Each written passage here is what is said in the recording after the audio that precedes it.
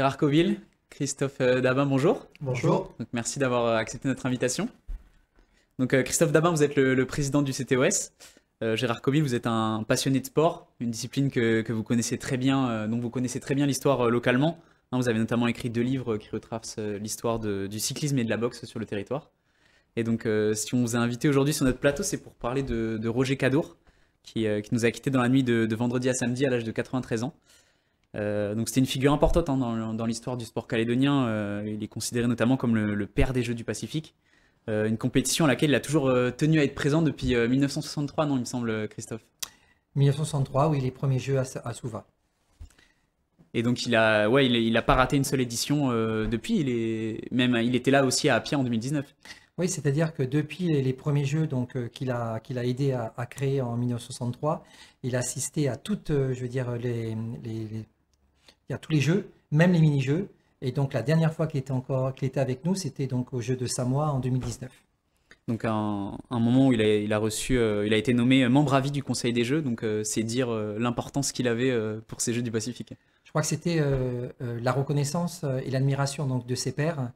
Et c'est vrai qu'après avoir été dans le Conseil des Jeux, avoir été président du Conseil des Jeux, avoir été co-rédacteur de la première charte, je crois que l'ensemble des dirigeants océaniens et surtout les responsables du Conseil des Jeux voulaient à tout prix donc exprimer leur reconnaissance. Et c'est vrai qu'aujourd'hui, c'était le seul membre à vie du Conseil des Jeux, donc une reconnaissance extrême pour un personnage, pour une personne qui le mérite véritablement. Ouais, c'était un peu son bébé, ces Jeux du Pacifique. Et finalement, il a été un peu visionnaire, non? Dès 61, créer une charte comme ça, vouloir rassembler tous les pays du Pacifique pour créer les Jeux. Est-ce que s'il était avant son temps finalement? Un visionnaire, oui, parce que rien que pour la création des Jeux, pour se dire, il serait intéressant, il serait bien pour l'ensemble des athlètes de l'Océanie de se retrouver, comme on peut avoir les Jeux Olympiques, ainsi de suite, mais des Jeux dans le Pacifique. Je crois qu'il fallait avoir une vision à long terme. Mais même au-delà de cet aspect sportif, c'est la vision qu'il avait pour le sport en Nouvelle-Calédonie. Parce que quand on voit tout ce qu'il a mis en place, il n'a pas regardé année par année, il a toujours regardé avec, je veux dire, une longueur d'avance sur de nombreuses personnes. Et c'est pour ça qu'aujourd'hui, par rapport à tout ce qu'il a pu faire, je veux dire, on ne peut que, je veux dire, respecter et puis admirer ce qui a été fait. Gérard, vous le connaissiez aussi. Quelle importance avait le sport dans la vie de Roger Cadour? C'était le plus important pour lui. Hein, alors pour revenir aussi au jeu de 63, au premier jeu, il faut savoir que là, il s'était lié d'amitié, Roger, avec Jacques Vendroux. Et Jacques Vendroux, non pas le Jacques Vendroux qui parle à la radio qui parlait encore récemment, mais son grand-père, qui était le neveu du général de Gaulle. Et donc, il s'était lié d'amitié avec lui à Suva, et c'est là qu'il a lancé, qu'il s'est proposé pour organiser les Jeux de 66. Mais seulement organiser les Jeux de 66 à Nouméa, il fallait des infrastructures. Et là, il avait que des détracteurs face à lui, parce que ça coûtait une fortune. Et heureusement que Jacques Vendroux l'a beaucoup aidé, puisqu'il était directeur de cabinet de Maurice Herzog, qui était ministre de la Jeunesse et des Sports à l'époque. Et que le général de Gaulle était d'accord aussi pour financer les infrastructures, que Roger a réussi à faire construire la piscine olympique, le stade de Magenta et la salle omnisport de Lens-Bata. Donc c'était important de revenir sur 63, parce que c'est là que vraiment les Jeux de 66, c'était des très beaux jeux, quoi. Et c'est vrai, comme le dit Gérard, ce qui est important, c'est qu'il a fait fi de tout ce que tout le monde lui avait dit. Et donc, il a pris lui-même la décision de proposer la candidature de la Nouvelle-Calédonie pour les Jeux de 66, en sachant exactement déjà ce que ça allait apporter par la Nouvelle-Calédonie, mais comme vous l'avez dit tout à l'heure, avec cette vision d'avenir et une vision à long terme. Et c'est clair qu'il a tenu le coup, parce que, je veux dire, il a fallu faire énormément de choses. Et je veux dire, quand on regarde aujourd'hui que les infrastructures de 66, elles sont encore utilisées de nos jours par nos athlètes calédoniens. Donc ouais, il a veillé aussi pendant plus de 60 ans sur le sport calédonien. Hein. Et est-ce que même vers la fin, il continuait à être acteur? Est-ce qu'il était là dans les réunions? Est-ce qu'il continuait on va dire jusqu'en 2019, début 2020, donc il était systématiquement invité donc à tous les conseils d'administration du CTOS, et donc parmi tous les présidents d'honneur, c'était celui qui était tout le temps présent. Mais au-delà de ces réunions, donc comme on l'a dit, il venait et participait à tous les jeux. Mais ensuite, il venait régulièrement au CTOS, c'est-à-dire qu'il venait pour échanger, pour discuter. Et surtout, ce qui est important, c'est que il était toujours en relation avec des athlètes. Et une avec laquelle il avait des relations très étroites, c'est avec Lara Grandjean. Vous le disiez, Gérard, vous, quand vous étiez entraîneur de boxe, il n'hésitait pas aussi à passer à la salle. Ah oui, voir, je me souviens, dès 72, quand je me suis occupé des boxeurs à l'Indépendante à l'époque, il venait régulièrement nous voir. Tous les mois, il venait nous voir à la salle. Et par la suite aussi, quand on était au quartier latin. Il venait régulièrement nous voir. Ah oui, c'est pour ça que je suis copain avec lui depuis plus de 50 ans, quoi. Donc c'est un lien qu'il a su vraiment garder avec tous les sportifs de toutes les générations finalement. Tout à fait, il les a vraiment accompagnés et puis il lui arrivait même d'appeler les entraîneurs en métropole pour savoir un petit peu comment les choses se passaient. Mais c'est vrai que c'est vraiment quelqu'un qui, au-delà de, je veux dire, d'être un dirigeant, c'était quelqu'un qui était vraiment proche des athlètes. Et systématiquement, et c'est vrai qu'il nous a tellement raconté d'anecdotes, de choses qui se sont passées, qui montraient qu'il était vraiment celui que nous, après, on a surnommé et qu'on nommait le vieux Cagou. On a dit c'est notre père, c'est notre grand-père. Pour certains, c'était avant un grand frère. Mais c'est vraiment je veux dire, ces liens d'amitié et fraternels qui ont été très forts et qu'il a conservé jusqu'au bout. Vous parliez d'anecdotes. Est-ce que vous avez une anecdote particulière à nous raconter que vous avez vécue avec Roger Cadour? Alors moi, je suis beaucoup plus jeune, donc moi, j'ai pas vécu des moments qui étaient très forts. Mais Voilà. moi, je vais dire qu'en 77, on a eu deux boxeurs qui étaient en finale du championnat de France amateur. Ouais. Les finales se passaient à Grenoble. Et il se fait que Roger est allé en France à ce moment-là. Il est venu à Grenoble et en fait, c'est lui qui a remis les 2 ceintures de champion de France à Raymond Nebaille de la côte Est et à Vincent Cafoa de Nouméa. Donc il aimait la boxe, mais il aimait aussi beaucoup le hippisme, non?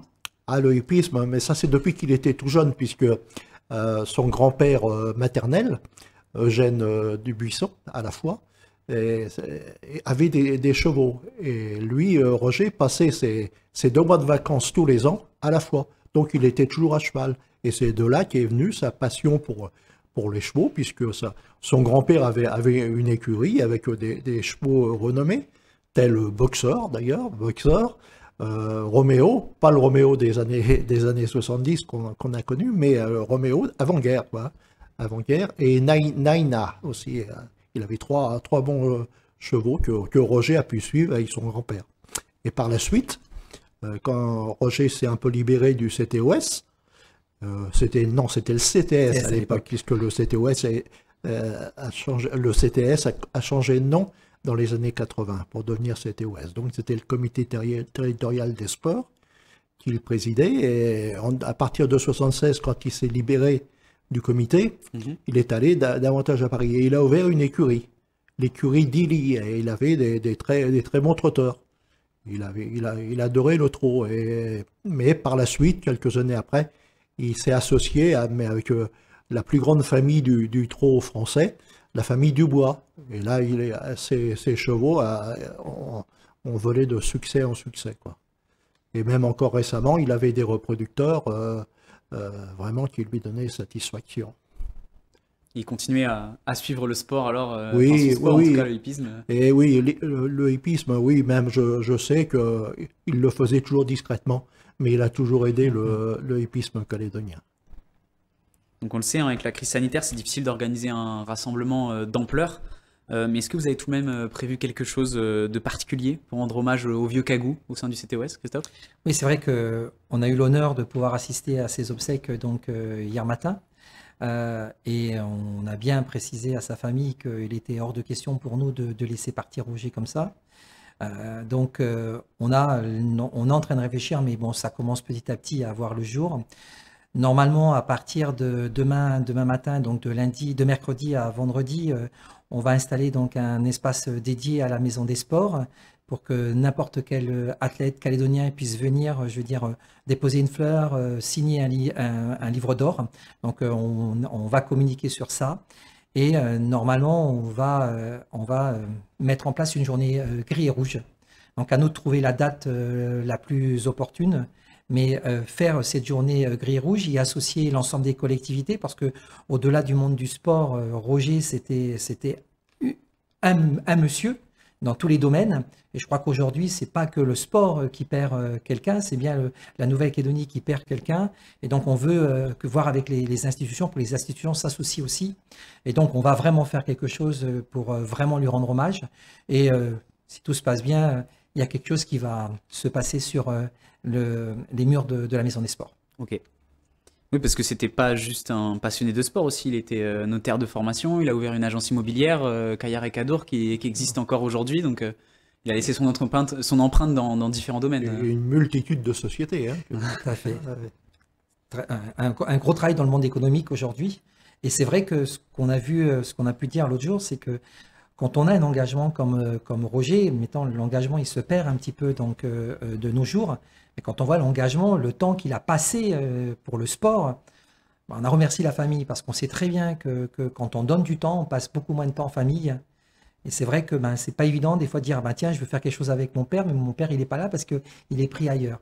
Mais c'est vraiment cet engagement qui est admirable parce que quand on voit après tout ce qui a été mis en place, là on s'aperçoit que l'engagement était total.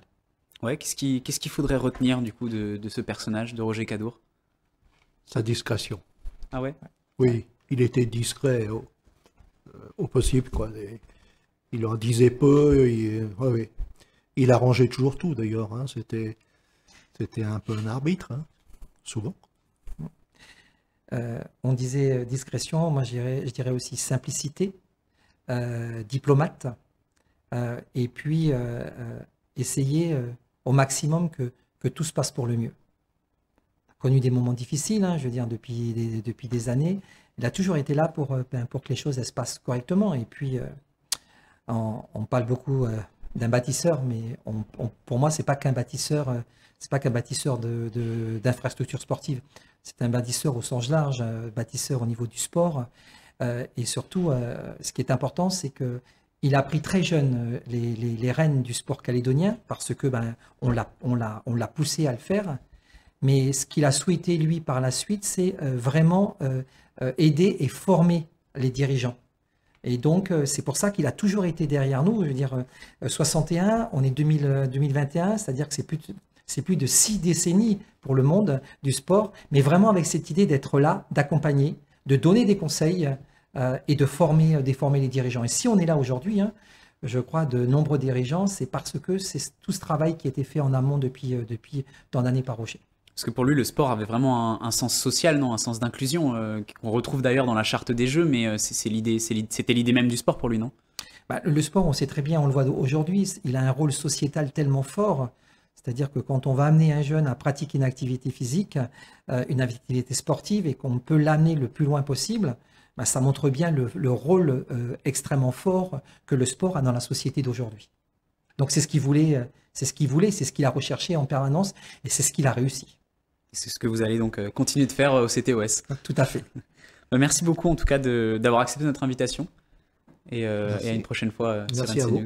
Merci surtout d'avoir pensé à faire cette petite page pour Roger parce que il le mérite et je crois que toute la Calédonie peut être extrêmement reconnaissante et avoir de la gratitude pour ce qu'il a fait pendant tout ce temps-là.